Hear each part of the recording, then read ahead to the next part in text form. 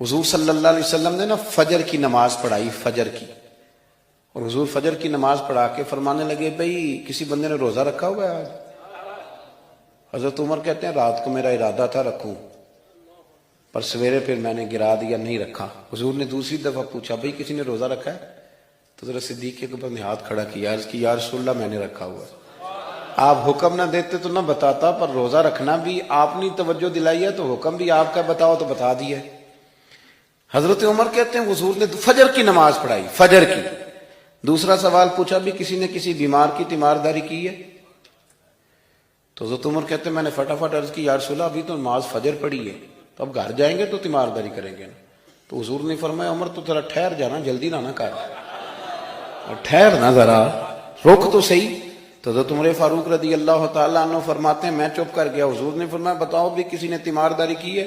تو صدیق اکبر نے ہاتھ کھڑا کیا، عرض کی یا رسول اللہ عبد الرحمن بن عوف رضی اللہ تعالیٰ عنہ 2-3 دن سے نماز پڑھنے نہیں آ رہے تھے، رات میں نے پتہ کرایا تو پتہ چلا بیمار ہے، اور حضور مجھے یہ بھی پتہ ہے وہ میرا یار ہے، مجھے پتہ ہے رات کو جلدی سوچا پر تہجد میں ضرور اٹھتا ہے، تو حضور میں بھی ذرا فجر کا وقت جلدی اٹھا ہوں تو فجر میں آنے سے پہلے عبد الرحمن ابن عوف کی تیمارداری کر کے آیا ہوں۔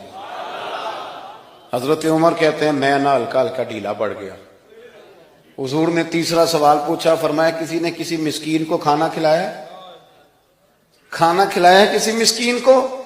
حضرت سیدنا عمر فاروق کہتے ہیں میں نے پھر عرض کی، میں نے کہا یا رسول اللہ ابھی تو فجر پڑی ہے، گھر جائیں گے کوئی چیز لیں گے تو کھانا کھلائیں گے۔ تو حضور پھر مسکرائے، فرمایا عمر تو ذرا ٹھہر نہیں جاتا، ذرا ٹھہر نہ، ذرا نظارہ تو کرنا، گویا یہ شان صدیق اکبر کا جلسہ ہو رہا ہے، ٹھہرنا۔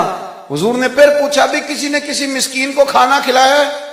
تو حضرت عمر کہتے ہیں لوگ سارے دائیں بائیں دیکھ رہے تھے اور میں چپ کے ابو بکر کو دیکھ رہا تھا، کہ مجھے پتا تھا کہ بولنا اسی نہیں ہے، اور دل میرا کر رہا تھا کہ کہہ دوں دیو جناب جواب، دل میرا کر رہا تھا۔ وہ سمجھ گئے تھے کہ سونا راضی کن کاموں میں ہو، بس یہ نقطہ انہوں نے پا لیا تھا۔ حضور نے فرمایا بتاؤ کسی مسکین کو روٹی کھلائی ہے؟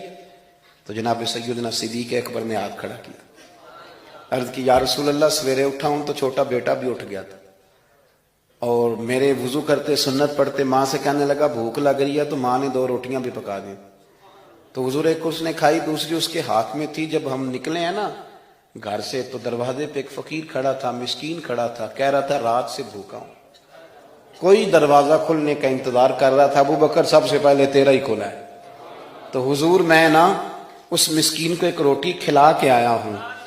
حضرت عمر فاروق کہتے ہیں میں نے گردن جھکا لی، اور میرے رسول کریم نے فرمایا اے اللہ میرے ابو بکر پہ رحم فرما، اللہ میرے ابو بکر۔ وہ سمجھ گئے تھے، مزاج شناست سمجھ آ گئی تھی کہ حضور کن باتوں میں، اور نا اپنے اوپر وہ سارا کچھ طاری کر لیا تھا انہوں نے، طاری، ان کی ادائیں بالکل ڈھل گئی تھی نبی پاک کی اداؤں۔ 3 دن وہ غار ثور میں رہے تو ہمارے صوفیاء فرماتے ہیں کہ ان پر تجلیاں بھی پڑی محبوب کی معرفت کی۔ جب مدینے آئے نا نبی کریم کو لے کے، تو کچھ لوگوں نے حضور کی زیارت کی تھی، کچھ نے نہیں کی تھی، تو کچھ آتے تو نبی پاک کی دستبوسی کر کے بیٹھ جاتے، حضرت ابو بکر سے ہاتھ نہ ملاتے، اور کچھ صرف حضرت ابو بکر سے ہاتھ ملاتے اور حضور سے ہاتھ ہی نہ ملاتے۔ میری بات پہ توجہ ہے آپ حضرات کی؟ تو کچھ لوگوں کو نا شبہ ہونے لگا، وہ معاذ اللہ سمجھنے لگے کہ شاید یہی اللہ کے رسول ہے۔ حضرت صدیق اکبر یہ کیوں شبہ ہوا؟ تو ہمارے محدثین فرماتے ہیں کہ ابو بکر صدیق بولتے بھی اس طرح تھے جو میرے نبی پاک کا طریقہ، بیٹھتے بھی اس طرح تھے جو رسول پاک کا طریقہ۔ کہتے ہیں انہوں نے امامہ باندھا ہوا تھا تو جو امامے کا پیچ حضور کا ڈھیلا رہ گیا تھا ان کا بھی ڈھیلا رہ گیا تھا، اس طرح اپنے آپ کو مزاج میں ڈھالا تھا، تو من شدی من تو شدم، میں اس طرح ڈھالا تھا مزاج میں، اس طرح کہ کوئی فرق ہی نہیں نظر آتا تھا۔ وہ کہتے ہیں جب حضرت ابو بکر صدیق نے دیکھا نا کہ لوگوں کو تو شک ہو رہا ہے، کوئی میرے ساتھ ہاتھ ملا کے بیٹھ جاتے، تو حضرت صدیق اکبر نے کہا کوئی ایسا کام کرنا چاہیے کہ پتہ چلے آقا کون ہے غلام کون ہے۔ اٹھے، کندھوں پہ چادر تھی، وہ اتار کے نا تو حضور پہ سایہ کر دیا، لوگوں کو پتہ چل گیا کہ سایہ کرنے والا کوئی غلام ہے، اور جس پر سایہ کیا جا رہا ہے وہ آقا ہے۔ کیا خوبصورت نقطہ لکھا ہے مفسرین نے شارحین فرماتے ہیں تھوڑی دیر کے لیے، تھوڑی دیر کے لیے، تھوڑی دیر کے لیے حضرت ابوبکر صدیق نے حضور کے سر انور پر اپنی چادر کا سایہ کیا تھا۔